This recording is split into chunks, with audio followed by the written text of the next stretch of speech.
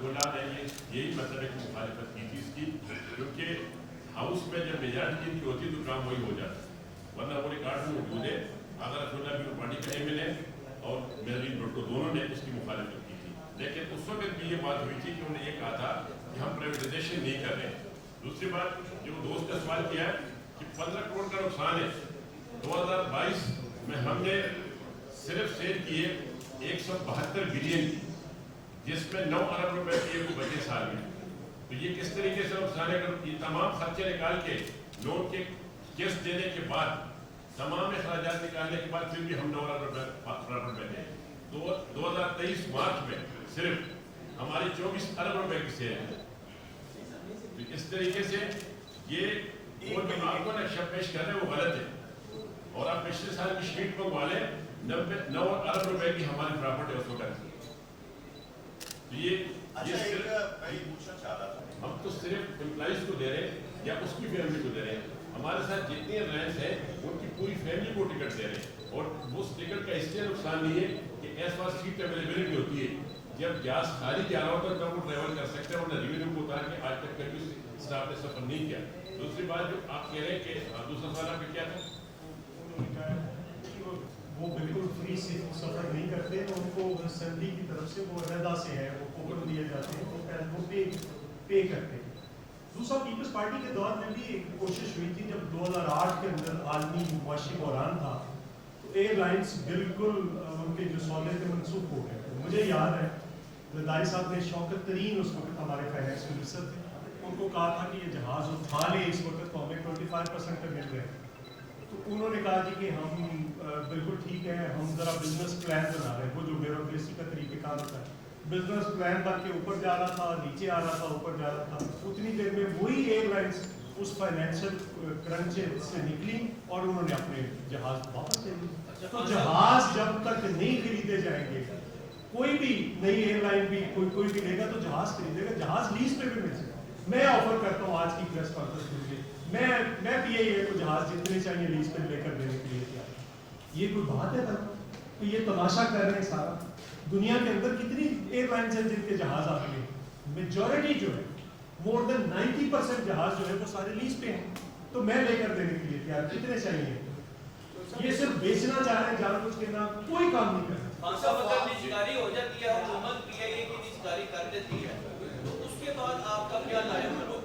Sir, हम तो पुरअमन एहतजाज पहले भी करते रहे, वो उस वक्त भी करते रहेंगे ना। हम जब कहते दी में जाके पट्टी पिस्टल रख देंगे, हम उस वक्त भी 2016 में भी हमने की थी, और इस एयरलाइन को बचाया था जब भी बेचने के लिए जाओ चुके थे, और मियाँ साहब ने खुद मुझे कहा था कि मैं 26% शेयर देगा।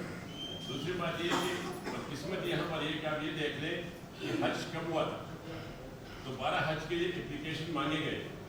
आज हमें कल जो पिछले हज का बकाया था गवर्नमेंट के जिम्मे मिनिस्ट्री ऑफ हज के, वो कल हमें मौसूल हुए 550 मिलियन। तो ये चीज़ें जो है ना, इसी तरीके से बाकी लोगों के पास है जिनका हम यहाँ नाम लेने दोबारा नहीं कर सकते, ना कर सकते। तीसरी बात ये है, पूरी सेक्शन जो डिफेंस के लिए काम कर रही है कराची में, जिसके PA से ताल्लुक भी नहीं, उसको PA पाल ली। पूरी एक सेक्शन है, अगर आप दोस्त चाहते हैं तो मेरे पास आप कराची तशरीफ लाए, मैं आपको उस सेक्शन में घुमा दूंगा कि वो PA के लिए कुछ भी नहीं बना रहे, वो सिर्फ आपके डिफेंस के लिए काम कर रहे हैं। ठीक है ना, आपने तो हमारा मसला हल कर दिया। फवाद नून लीग के मिनिस्टर हैं, ऑलमोस्ट अभी जो हालात जा रहे हैं, फिर तो आपने हमारा मसला हल कर दिया। फिर तो आपने एक मिनट फिर तो आपने हमारा मसला हल कर दिया।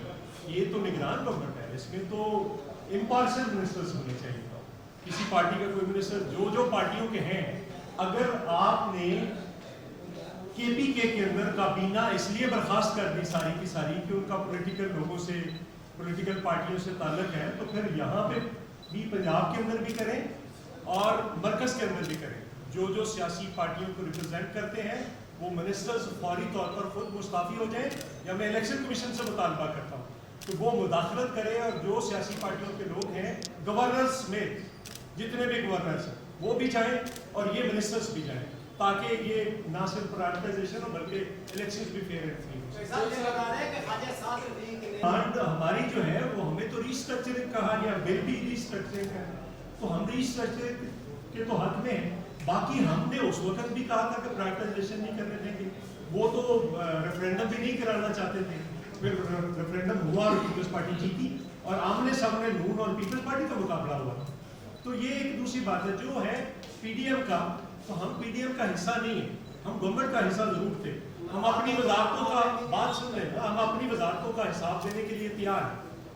جو وزارت ہماری ہے، وزارت خارجہ سے لے کر یہاں تک، وہ اپنی وزارتوں کا حساب لوگوں کے سامنے رکھ دیں، ہم اپنی کا صاحب یہ فرمائیے گا کہ جب بھی کوئی ایئر لائن آتی ہے تو اس پہ ایک پابندی ہوتی ہے کہ وہ سوشیو اکنامک روٹس پر بھی سفر یا اپنی سفر دے گی، لیکن ابھی تک جو بھی ایئر لائنز آئی ہیں پرائیویٹ اداروں میں، وہ کسی نے بھی سوشیو اکنامک روٹ کو ٹیک نہیں کیا. صرف ایک پابندی لگائی گئی تھی ان پہ کہ جو نہیں کرے گا اسے 25 لاکھ فائن ہوگا. وہ 25 کروڑ بچانے کے لیے 25 لاکھ کا جرمانہ بن گیا. اور اس کے علاوہ ماضی میں اوپن اسکائی پالیسی کے ذریعے پی آئی اے کو ڈیمیج کیا گیا. اسی دور میں ایئر لائن کو تو سب نے مل کر تباہ نہیں. میری جو اس قسم کے انسیڈنٹس ہیں وہ باقی فلائٹس کے ساتھ بھی. پہلی بات تو یہ ہے کہ پی اے اے کا جو تنخواہ ہے وہ دنیا میں سب سے کم ہے، ہر ایئر لائن سے کم ہے، ایتھوپیا کی ایئر لائن سے بھی کم ہے.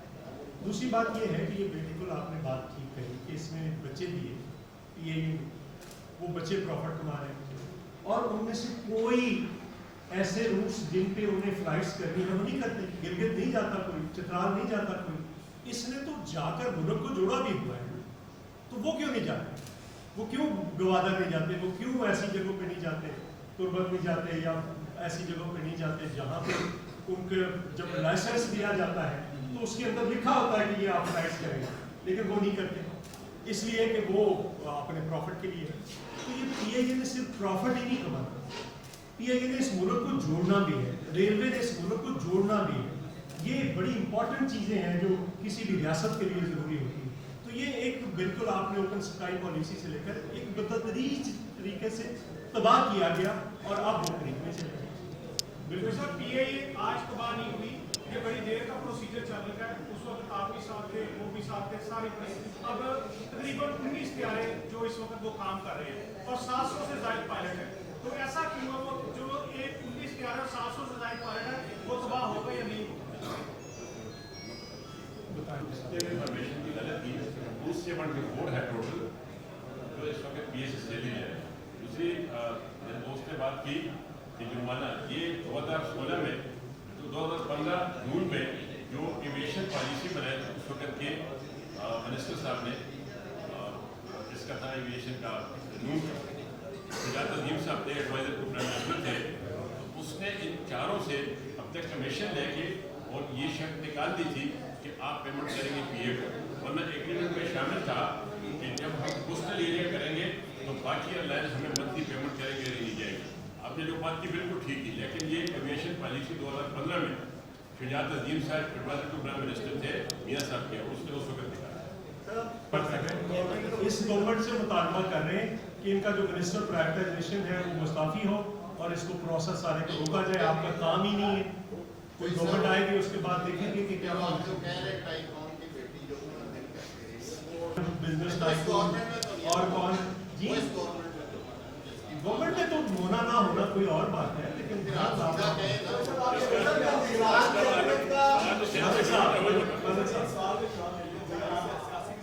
میں نے وہاں پہ کہا تھا، اب بھی ہم کہہ رہے ہیں کہ ہم تو اپنی طرف سے اپنی قیادت کو کہہ رہے ہیں کہ کریں 30 نومبر کو جلسہ، اور ابھی اس ویک میں فیصلہ ہو جائے. Thank you.